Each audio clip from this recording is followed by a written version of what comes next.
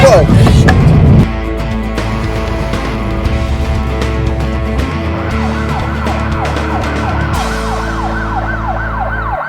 guys, what's going on? This is Mark here. I'm at Heathrow Airport right now, and this is the strangest thing I've ever seen at Heathrow.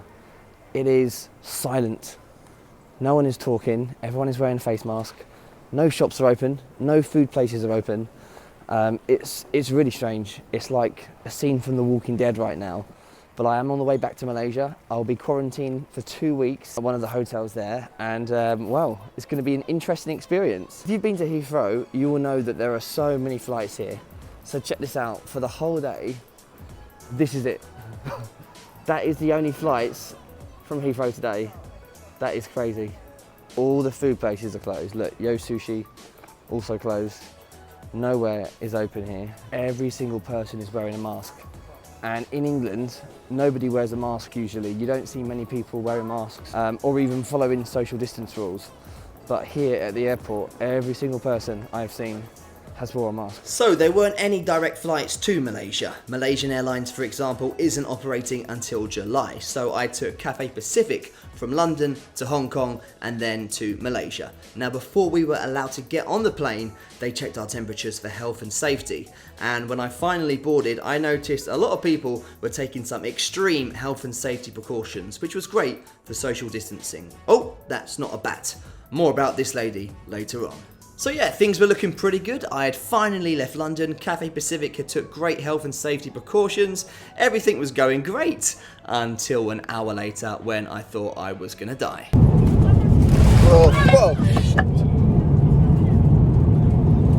And yes, I was one of those passengers that kept lifting up the window to see what was happening outside, which is really stupid because it just makes you worry even more. We are now descending into Hong Kong International Airport.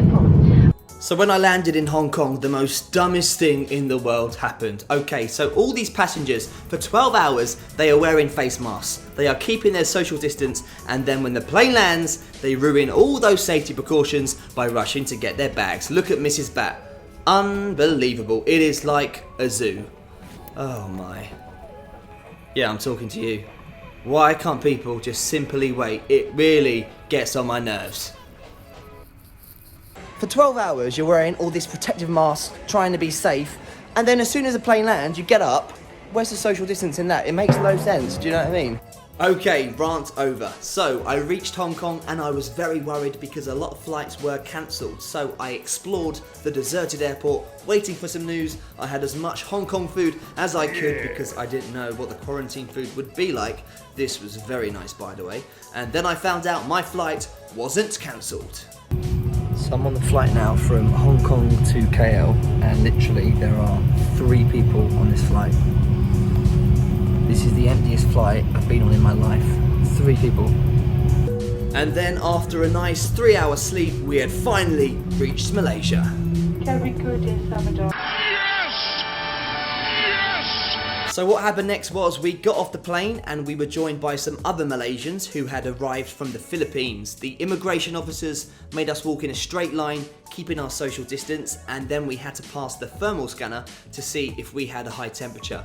I have to say, this was really impressive. When I arrived in London, we didn't have any of this. They didn't check which country we came from. There was no thermal scanner screening. So I suppose this is why Malaysia has such few cases, because they really are taking good steps when it comes to health and safety.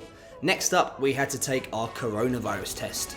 Now, obviously, for security reasons, I can't show that.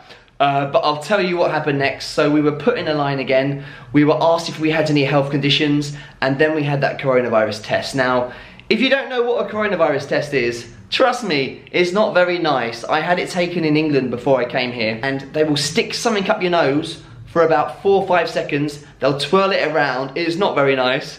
And then they'll stick something up your throat, and it's like you're being sick. It is not good. This is what it looks like. Tongue out and say, ah. That's it, thank you. Thank you much. Thank you, cheers. It's written right down my nose. Oh, smells funny as well, doesn't it? So after the horrible coronavirus test, we were given some more forms to fill out, asking us which country we came from, if we had any symptoms, and the quarantine rules. We then got our bags and headed to our transport to the hotel. there were these guys in these crime scene investigation outfits spraying the bags, which was really cool until they asked me for my Adidas bag. Yep.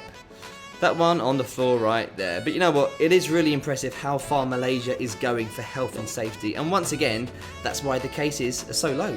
We got on the coach and then the coolest thing ever happened. For the first time ever in my life, I had a police escort. Oh yeah, traffic make way, because the quarantine kids are on the road. Honestly, this was really cool.